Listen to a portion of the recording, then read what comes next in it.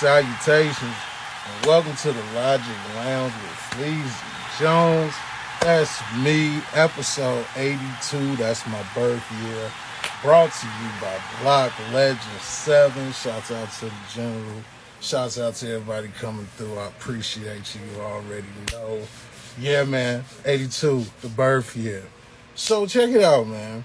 I just found out not too long ago that not only is Juneteenth this month, that this is the month for men's mental health. That's something I did not know.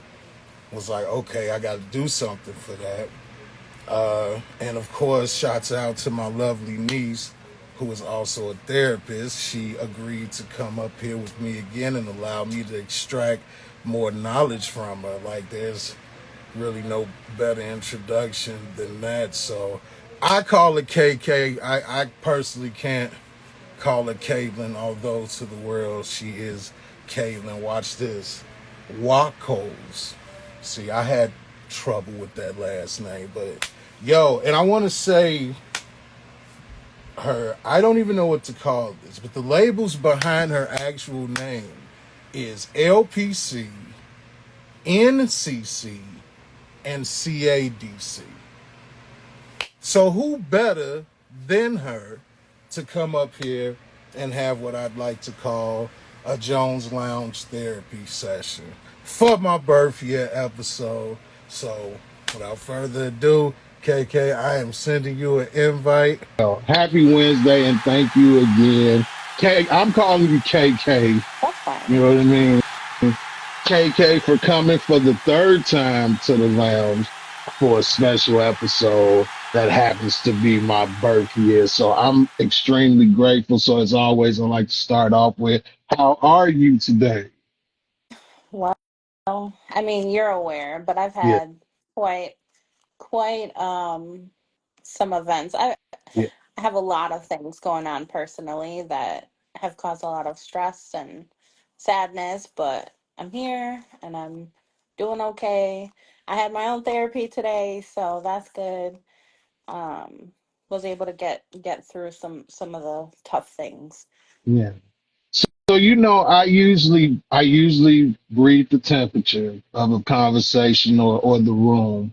So I wouldn't have necessarily said that, but because you mentioned it, I have to ask, how has that been for you in your field personally? Like, you still have to go to work and deal with people that you know for a fact are about to dump problems on you. There's no if and buts to it. You're lucky if you get a positive. How have you been dealing with that, with all the personal stuff going on? Has that affected you in any way with work right now?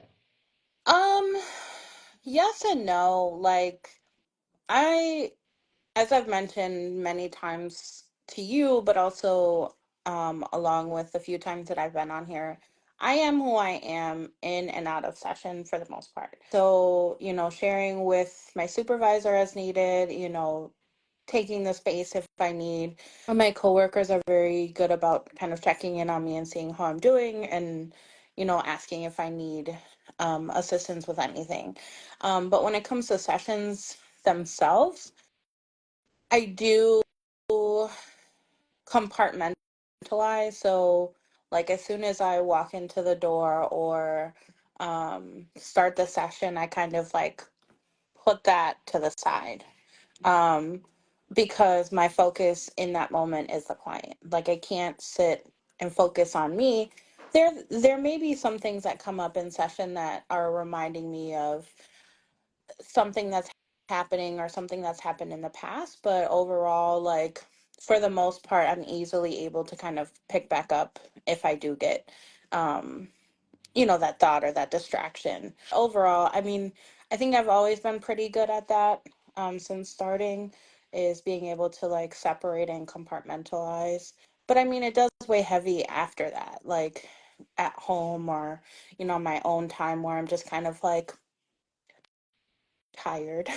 Yeah, yeah. I mean, everyone has their limits, so that's absolutely understandable. Mm-hmm. But that was a beautiful way to even start this because you know what better way to talk about mental health than with a person whose job is helping others with their mental health. So before I dig into the actual questions, I want to know what the letters stand for. Okay. I don't. Forgive me, I before I disrespect anything, I was just like, okay, when I had you send me the information, even you knew to ask, say, look, if you wanted, we could Yeah. even say what those are. Yeah. I was like, okay, I'm glad she said it because I was gonna ask it anyway. So LPC, what is that? That so all of the letters that come after my name are typically my credentials. Sometimes you might see an MA or MS after my name. That's just my degree. But to shorten it so it's not like No, the alphabet. no, any way you can Um, do it, yeah. but basically, the LPC is licensed professional counselor. So I had to take an exam and get my license approved, submit my hours, go through schooling. So that is my current credential. I am working towards the second license for that right now. I'm finishing up my hours so I can become an LCPC, so licensed clinical professional counselor. Um, but that's in the near future. That's notches. Okay, so they're basically notches. Hmm. So okay, NCC. Nationally certified counselor. So that is just nationally recognized. Okay, Hmm. CADC. Certified alcohol and drug counselor. Okay, So that is my current specialty. I do work with substance use and misuse. Um, and I've had that certification or I think almost 2 years now. Or it'll be coming up on 2 or 3 years. So um, I know I have to renew it this year Mhm. in December. But yeah, that's my current specialty. Now that's heavy. That's absolutely heavy. That's to deal with people dealing with substance abuse. It takes a different type of person. Mhm. So I want to ask you, was that a personal choice that you made that your specialty?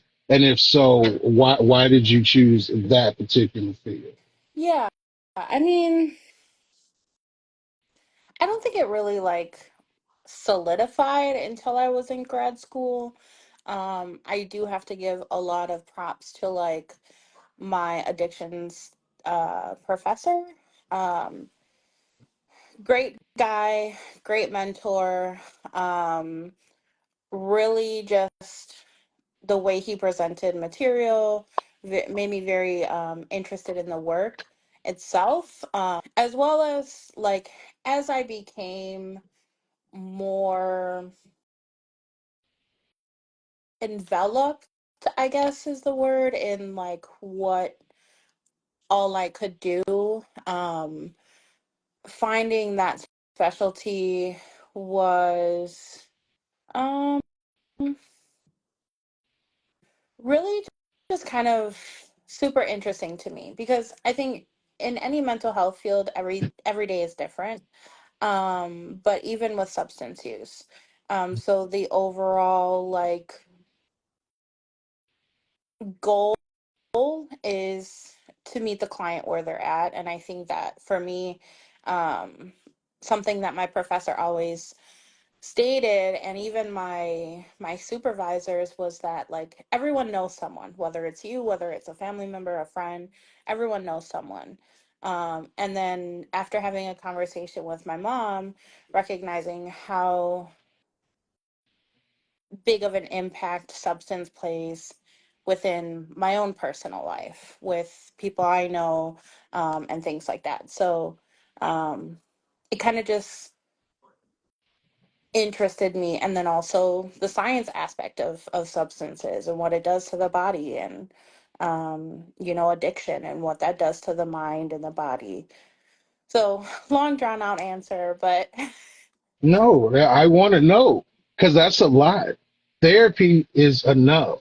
Mental disorder, mental illness, people that have problems, people that create problems. You know what I mean? I've been around all sorts, and I can only imagine the types that you've been around. So to take on that and then add the fact that these people are usually using this as a scapegoat in a way, and no disrespect intended, in a way is kind of knowing you're taking on that baggage. Mhm. You're like, bring it on. That's how I see that. So it just interests me where I'm like, whoa, okay, you're in something that's filled with issues, off top, Mhm. filled with issues. I need help. And then, I'm going to add this on top of it. That takes a different type of pipe. What does it do I to see the body? that Yeah. question. If anyone's interested in reading, there is a book.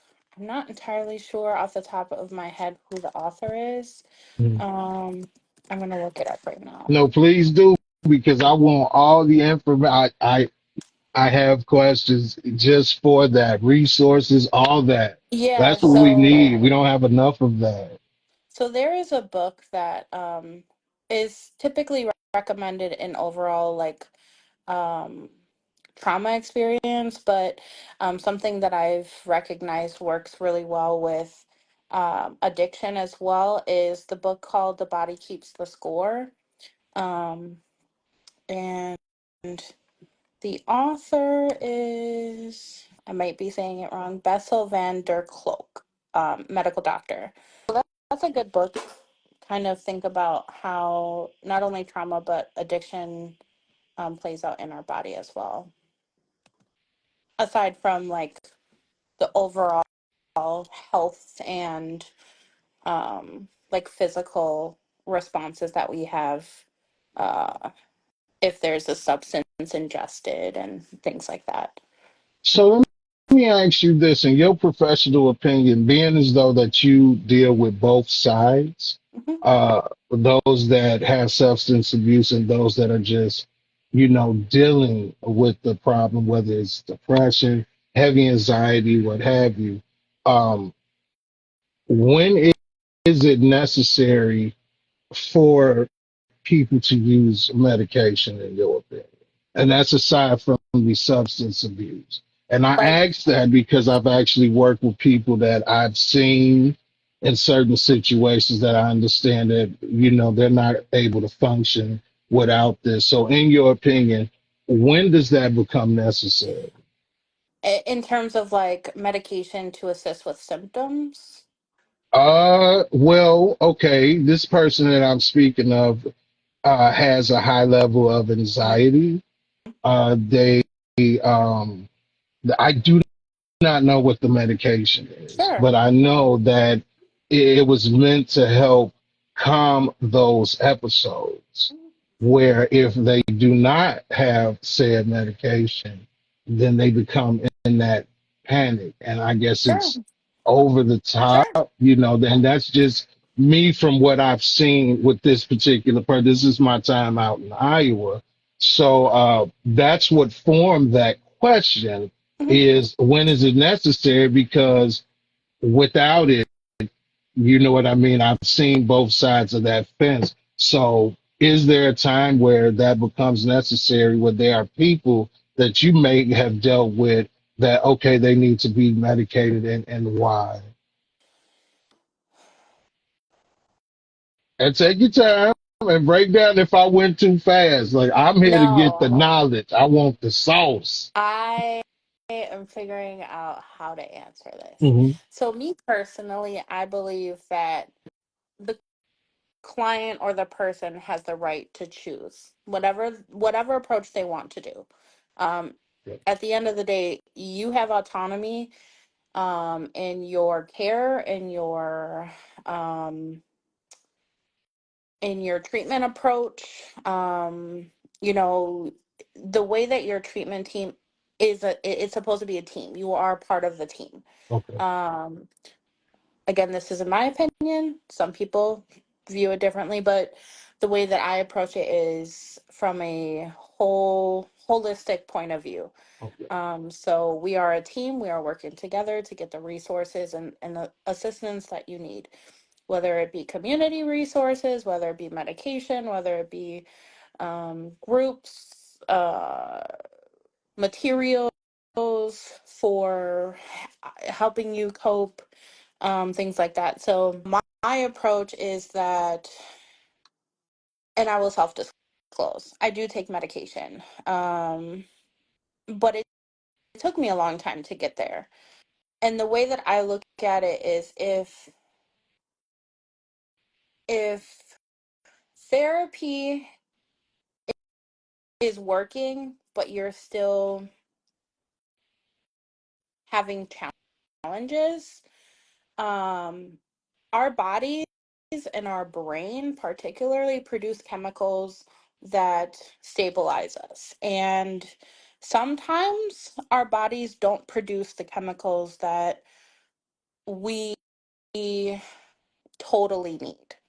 Um, and so that causes some of what people experience as heightened anxiety, heightened depression, bipolar, schizophrenia, things like that. But like just our brains sometimes aren't wired to produce those things um, to their complete um, totality, whatever, however you want to say it. But Yeah, the complete function. yeah, so sometimes, um, if you're recognizing, like, yeah, therapy is working great, I'm noticing I'm able to cope and manage on my own. I'm using tools that we've worked on in sessions, and I'm able to manage that on my own just with my therapist. Great, totally fine.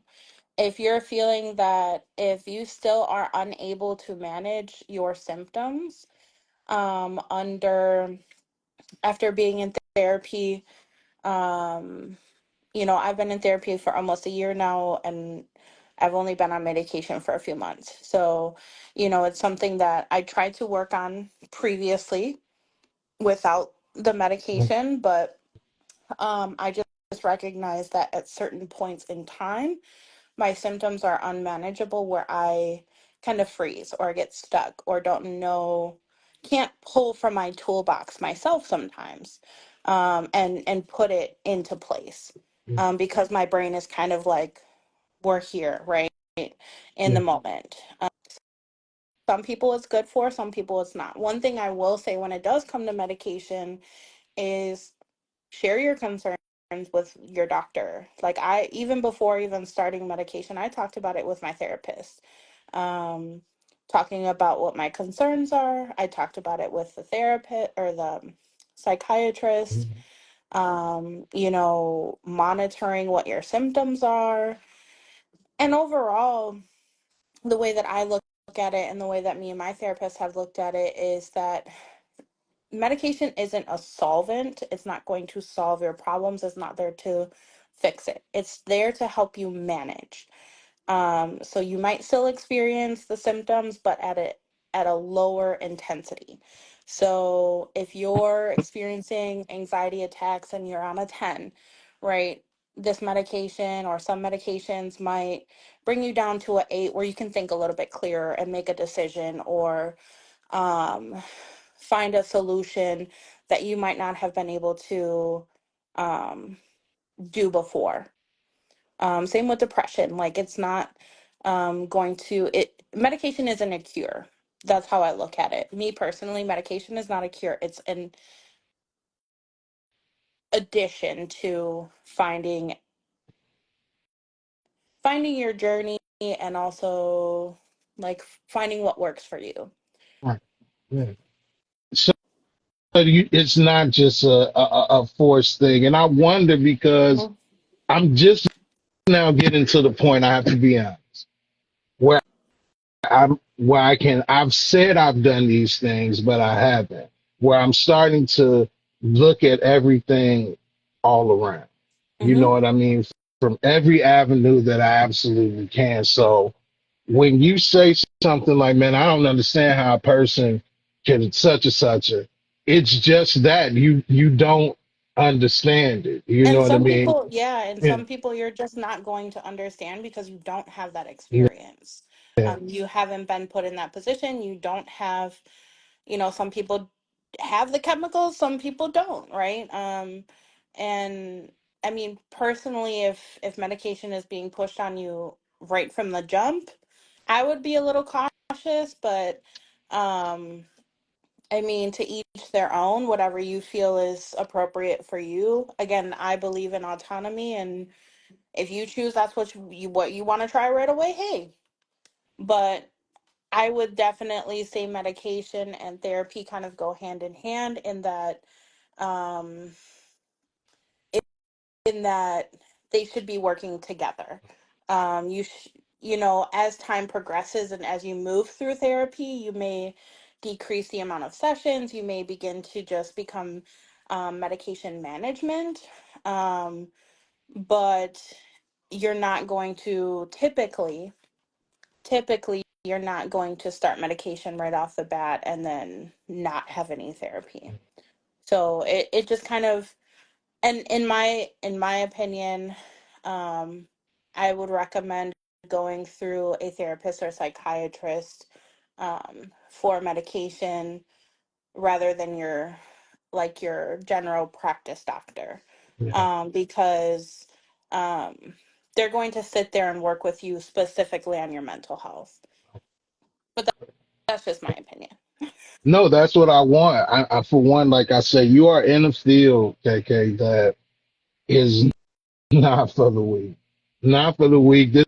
This isn't a pass down the family type of thing. You went for this. You know what I mean? That says so much like that. I I'm okay with supporting my family. You know this. We support each other. But I can't honestly say that I would even pass this platform of, whatever that, if that's inspirational to somebody, cool. But to know that's what I'm going in to deal with is just it deserves to be saluted, man. I have to salute you. In your field, Hmm. is there a time where you dealt with two person? And if so, how did you deal with that? Meaning, I mean, on a level of clinging too much, the reach out maybe too much, try to take it past them being an actual client. Have you ever dealt with a too personal type of situation? And how did you handle that? Where it became like, and I just want to clarify, like where someone is contacting me regularly to receive extra assistance or resources, or more so like crossing a professional boundary. Oh, no, I didn't. Oh, wow. That's no, I wasn't thinking crossing the Okay. professional boundary, but I was definitely thinking maybe leaning on the therapy a bit Okay. much, more so than what you have set already. You know what I Okay. mean? You may have once a week. I don't know how those appointments go, but maybe they're reaching out a bit too much, becoming too personal. Okay, so I mean, I'll kind of share with you about kind of how um more so like the structure of how my therapy sessions go. Typically, I see clients once a week. I do have a few clients I see every other week who may not necessarily need to be seen every week, where they're able to manage some of their symptoms or just based on their schedule. I also see clients twice a week for 30 minutes, so we kind of spread their time. I mean, I run groups for my substance use individuals, so those um typically on average are 3 hours. So Oh, that's its own thing. yeah. Um groups are a bit longer, but um, as for my individual clients, yeah, like it kind of depends, right? And which is very much so like my approach.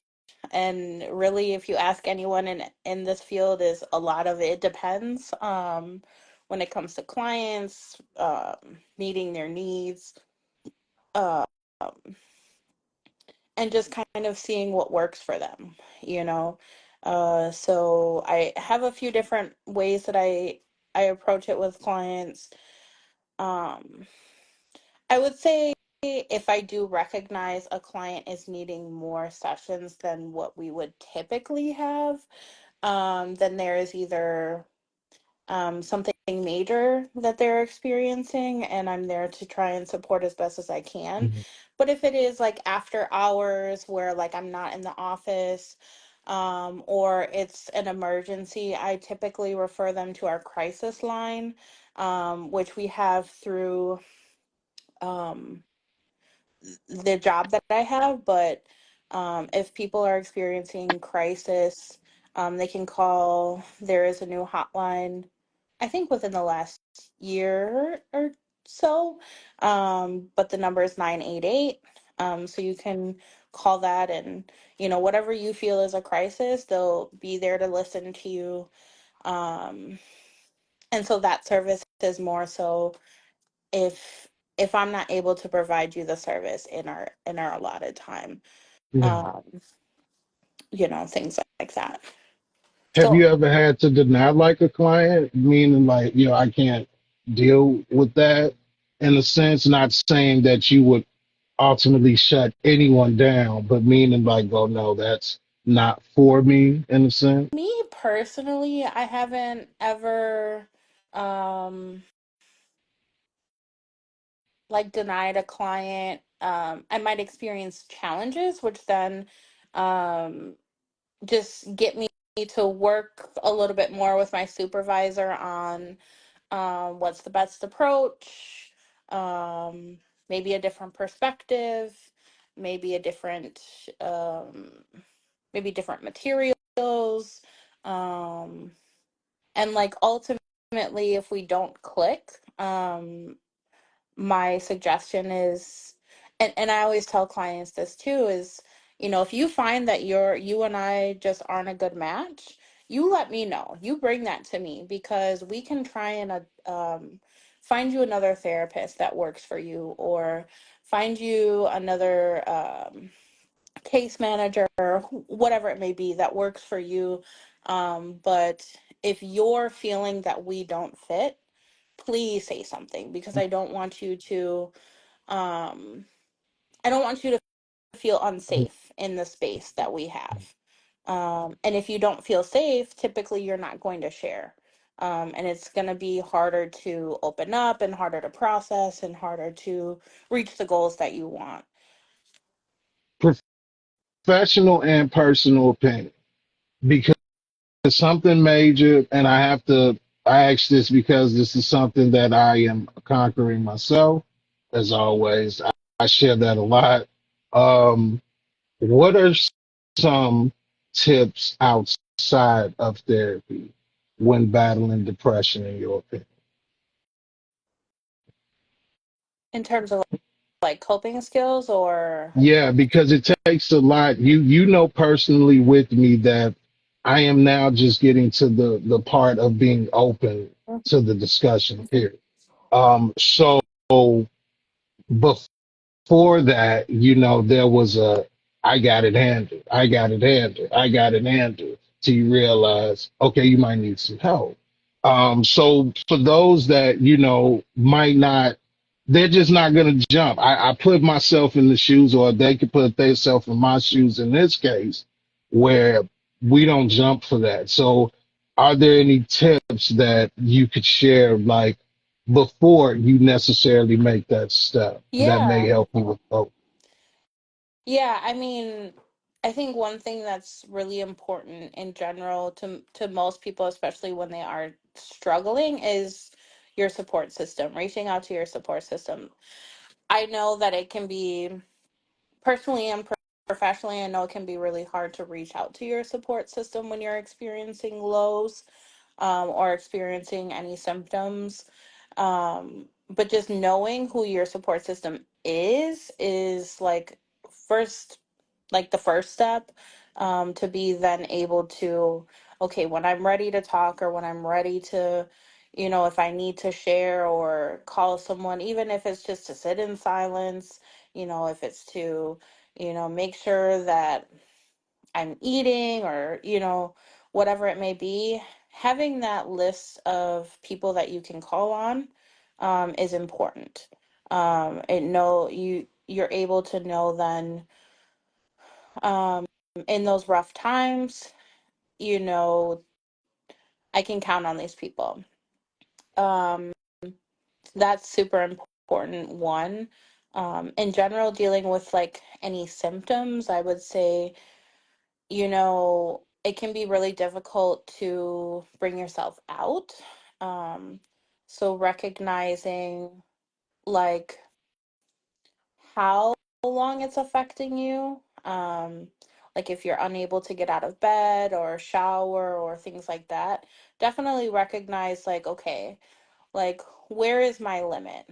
Um, like how long is too long to me, right? Not to anyone else, No, to me. yeah, Um, finding something that gives you motivation, getting out and not isolating, because that is like the number one thing people end up doing when they're going through a difficult time, is isolating.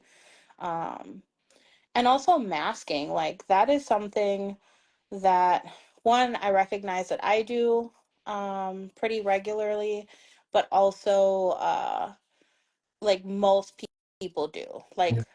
you know I we're our relate. truest selves alone, right? No one's judging us, no one's there, like no one's there to say anything about it, just us, right? But at the same time, being able to have those spaces where you can unmask, and you don't feel that you have to keep this mask on for everyone at all times. You know, so there's a few things. Always like finding um grounding exercises, mindfulness. There's so many coping skills that there are out there that you, honestly, most people could Google. But also, if there's ever like a really really hard stuck point, and you really just, you don't know who to talk to, you don't know what it is that you need. um You on it because I was gonna go there. Yeah, yeah. Yeah, and I have so many clients that struggle with that, who don't have that support system, who don't, especially in substance use, where after, people have kind of, their relationships have disintegrated, or they don't have those connections anymore. It's kind of finding, then what resources can I use? Um, so like my clients will engage in community support groups, like AA, or um, like mental health groups. Just kind of find a way to get involved, to build those connections. Because if you don't have those connections, you have to find a way to build them, whether it's with people that you care about or strangers, right? Finding a space where, again, you feel comfortable and you can build those connections. So you have to take that step, even if it's not necessarily therapy. It is something that truly has to come from the person. It has to come because that's Yeah. major. A lot of people don't have that. A lot of people, and a lot of people use that. People of, oh, I don't have nobody, and they may not. That might not necessarily be true. So that's good that you kind of answered that for me because I was going to go there. And actually, that's a dope answer. I didn't expect that. That way, you still have to, because in anything in life, if you don't put forth any effort, it's just not gonna happen. It's Well, not gonna. and we are social beings, regardless of whatever we go through, we are a social being, so we need connection. Um, it's part of our physiological needs. It's something that we need to feel like we belong, to feel connected, to have um, just to meet some of the things that we need in life. And so there's a difference between purposefully isolating and doing it through some of the experiences that you've had. So um you know choosing who is in your circle, who's in your support system, that's up to you. But at the same time, given your experience, um what are you experiencing? Some people, because of who they were, like in addiction, they didn't choose totally to end those relationships. Other people set boundaries because that relationship became too difficult. So it's a give and a take. Yeah, And you can repair some of those relationships. I've seen many relationships repaired through recovery, as well as even just kind of sitting there reflecting with yourself, like, at some point maybe it's me, like these iPhone agrees. things. It agrees. Like maybe it's me. Maybe it's something that I'm doing that's not allowing me to connect to people, and pushing people away. Maybe it's I'm avoiding some of the issues that are going on. So there's connection is so complex and so individualized as well. Like whatever, at the end of the day, whatever is going to make you feel comfortable within your boundaries, right? Boundaries is like a number one thing that, like, even I'm still learning. I think we learn as we grow what we Absolutely. like, what we don't like, based on experience. So all of this is connected. Money and insurance Yes. is huge in anything dealing with health, period. Um, from what you know, because I definitely am grateful to have you here to even share this. So, what are some of the resources for the people like that don't have the insurance, don't have the money, and they may be looking for that assistance? What could they do? So this is a really big point that I don't think a lot of people realize, that it is assumed that therapy is more so for people with like private insurance, or the HMOs, the PPOs. But if you have Medicaid or Medicare, you can receive therapy. um, they have now included behavioral health as part of what they cover. So honestly, my biggest suggestion is looking at the back of your insurance card, if you have insurance, right? This is if you have insurance. Looking at the back of your insurance card, and I wish I had my old medical card, not from work, but when I was on Medicaid. There is a phone number, I believe, specifically for behavioral health, but if you contact just the overall, like for example Blue Cross Blue Shield, like if you contact them, they can send you people or therapy offices or even hospitals or whatever that accepts your insurance. And you can call and see if they're taking clients, similar to like what you would do for like regular doctors, like calling and see if they're taking new clients, what if they have a wait list. And in most cases, um, if you have state insurance, is covered. There's no fees. Um, Now, if you don't have the funds and aren't insured, a lot of places, particularly community-based organizations, nonprofits, things like that, have sliding scales. So they go based on your income, and also can get you enrolled in programs to, like, get your insurance if you're eligible, and things like that. So Um, there are sliding scales that people can utilize, that where it's not full price, and looking at some places even do pay what you can. It kind of just depends. Like I said, it depends is a big thing in this field.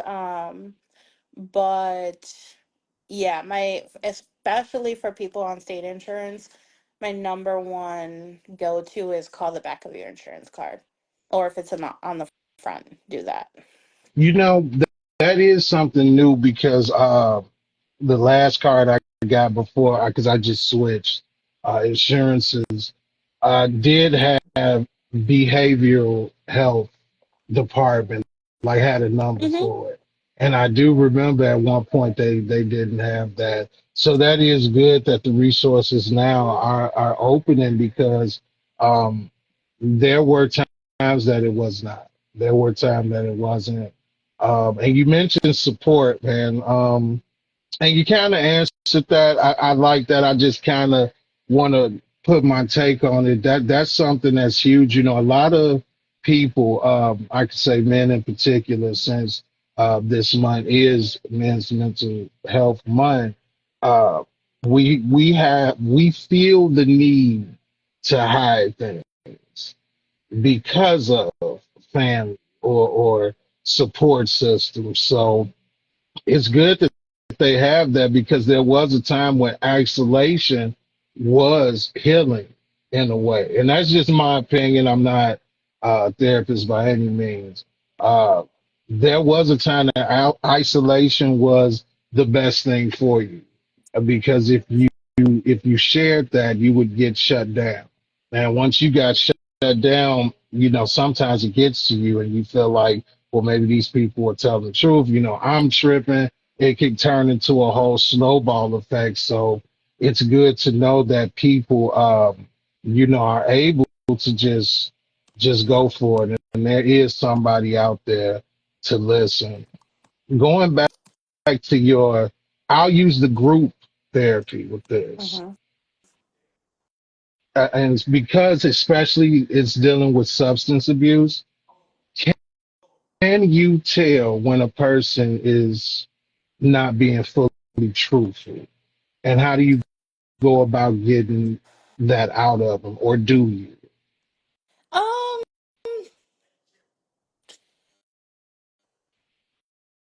yes and no.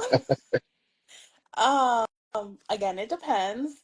Right. Um, I think that for me personally, um, if I've known a client for long enough, I can pick up on like some of the signs that they might not be sharing the total information, or might be kind of making things up. But for the most part, especially with substance use, we kind of have to take it as face value. Like what you tell me is what this is the only information I know. I don't That you know you can, outside of here. I don't know you personally. Like this is what you tell me is what I'm going off of. So you could tell me a whole fake story. I was gonna cuss, but which you can say do what it. you want I here. do in Yeah. my sessions, but Yeah. usually I have to wait for the client to do it first. But anyways, Okay. Well, um, I'll be the client today.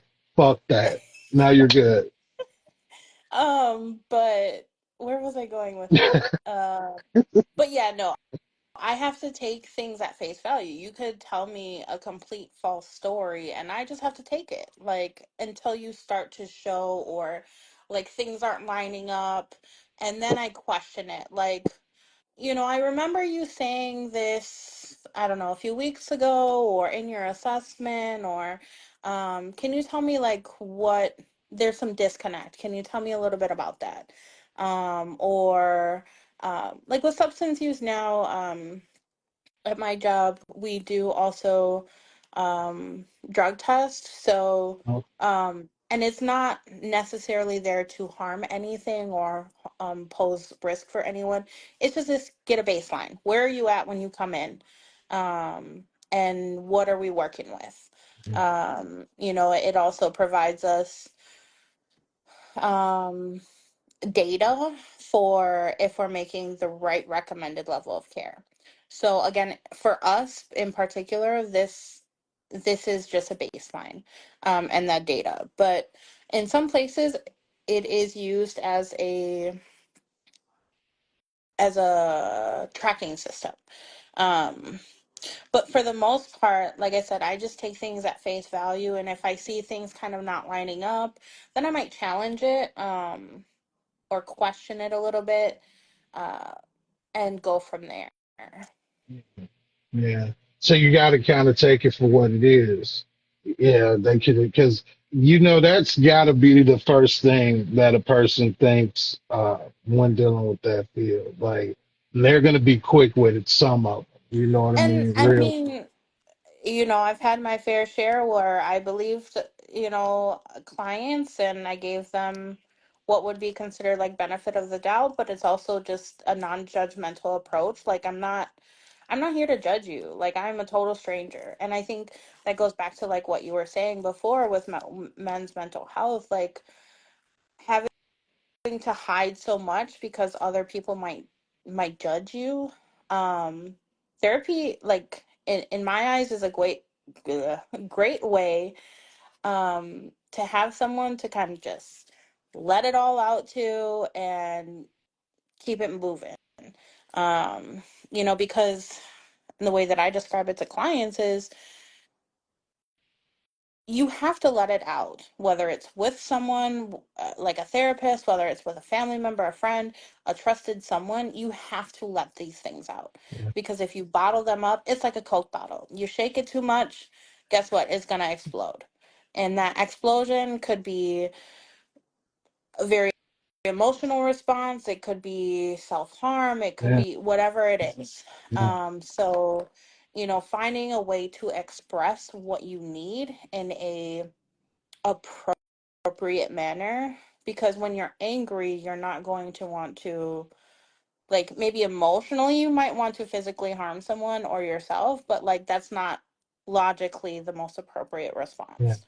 So let's find something healthier, like maybe let's get involved in a boxing class, or let's take yoga so I can learn patience and be calm, or um do some mindfulness where I can sit with myself, experience my emotion, and kind of process what that means.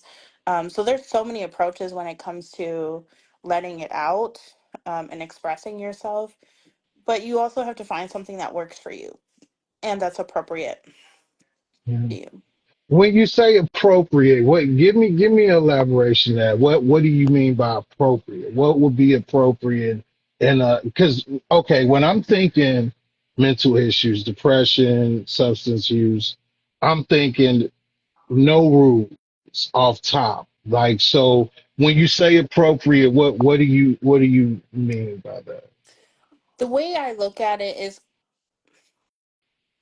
I don't like to say healthy and unhealthy, because who's to say what's healthy and unhealthy? Right. Um, so appropriate in the means of, is it going to pose harm to yourself or others? Is it interfering with your daily activities? So, um, is it causing harm to, are you able to complete the things that you need to do? Is it causing you harm? Is it um, getting in the way of just doing your daily things? And is it working? Is it helping? Again, a lot of it goes based on safety to me. Yeah. Is it appropriate? Are you safely managing your symptoms? Final question of the night. Hmm. Again, this question is based off, I can only do these thinking of myself. I try not to, pull anybody else in certain things unless that's what is calls for. Can somebody, like a family member, a friend of the family, set up therapy for someone else to a point that they actually have to come? And I don't mean that's for lack of better word, because I know you can't just force it. But can I come to you for somebody else, or could somebody come to you for me? and have it to where you reach out to a client. Has that ever happened? Not to me personally, and that's kind of not my philosophy. Like, I believe in assisting with the consent of people. If there's a need for like a hospitalization, that's not my area, Yeah, but I know it under certain circumstances it can be petitioned. There has to be certain evidence and certain criteria and all of that, but that's not my area, so I can't speak too far on that. yeah, But like for example, when we've worked with teens and adolescents, like a lot of teens don't want to go through it, or go through therapy, or they don't see the benefit in it. But you know, like they still have some autonomy. Like let's make our sessions what they are. And if we see that you're making progress or this really isn't working, hey, you tried it, great. Like for me, I think one of the biggest things is the biggest step is actually bringing yourself into your first appointment, if you have that appointment, right? Because that's one step closer than you were before. Um, and that's still progress. Whether you went to the appointment and then left, whether you went to the appointment, kept the appointment, they recommended you, and you said, no, not for me, or you went through with it. Like each of those is a step. Um, and that's important to recognize because it's something different than you've done before, and you're attempting to continue making change. Um, but like for the most part, like I've had parents call and set up appointments. Um, I've had partners set up appointments for like their spouse or their partner. So it's just the assistance is there until they need to be present in that session. Um, and that's where it is up to the client. I mean, it's up to the client regardless, but um I do get the assistance from like family members and such for like setting appointments. Um, and typically it's with their consent. So it's, you know, I haven't had anyone unwillingly come in, you know. They eventually either recognize like, okay, I really needed this, or okay, I tried it and it's not for me. yeah. So That's kind of where I'm at now. So I appreciate that. I will Well, that say one was thing too. I do want to add one thing is that typically on your first appointment, it is an intake. And so it's just kind of gathering a summary of like the challenges that you're experiencing, any family history, similar to like a first doctor's yeah. appointment. And then you'll get assigned to a therapist. So that in most cases, that intake appointment is not the person that you will have therapy with. Um, Okay. which I don't know if a lot of people know that, but No, that's news to me too as well.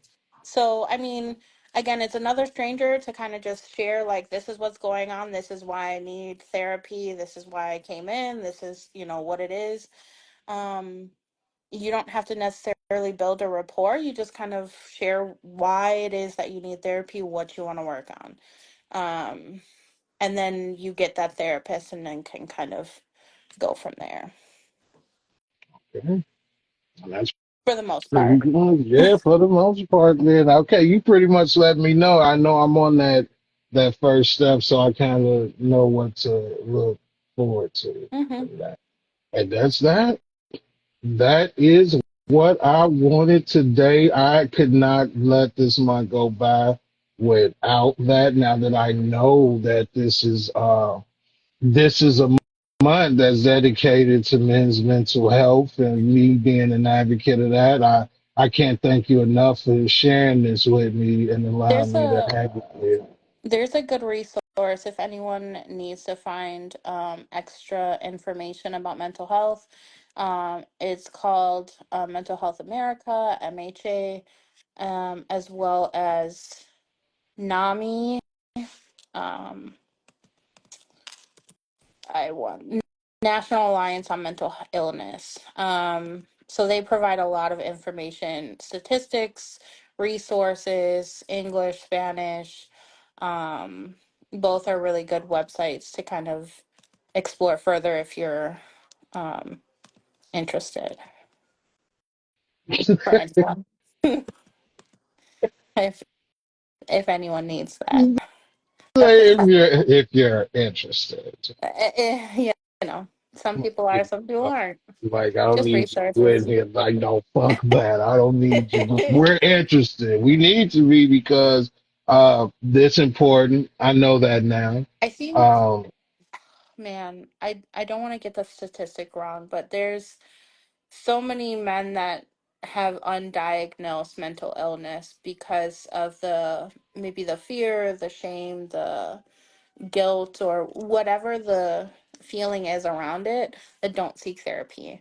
Um, and so it is something that's really important. And like I said, masking is huge, and you have to let it out to someone somewhere comfortably. so that's that. I'm doing that now. Like I say, it's amazing how I always bring up the fact that I didn't realize that I was that close to help. Like, knew you were going to school the whole time. It's like, yeah, that's just didn't click. So this is big. I plan to do this more often, man. And again, I can't thank you enough for taking your time to share that with me. Because one thing I love about you, KK, is um, they have pictures, at least for me, they have pictures painted of therapists that I used to stray away. So I love the fact to be that close to one that I know is just straight up who they are. That I don't feel judgment from you. I feel nothing but welcoming. You know what I mean? You a realist. Hmm. You know you're not gonna bullshit, but that's appreciated.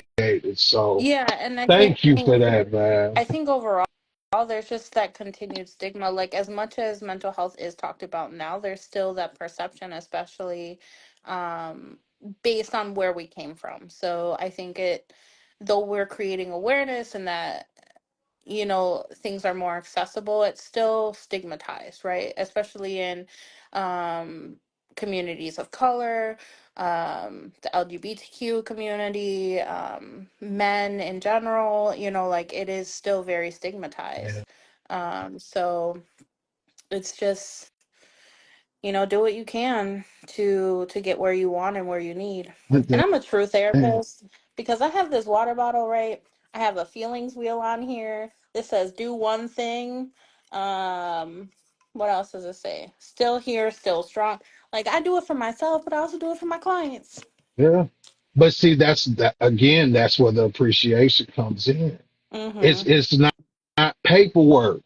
You know what Yeah. I mean? I've been in situations where I am paperwork. And Yeah. that's it. You know what I mean? I'm not the person.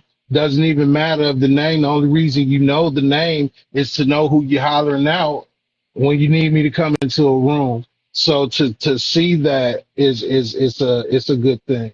And I Yeah. think that's huge too, and recognizing again what you want and what you need out of your journey.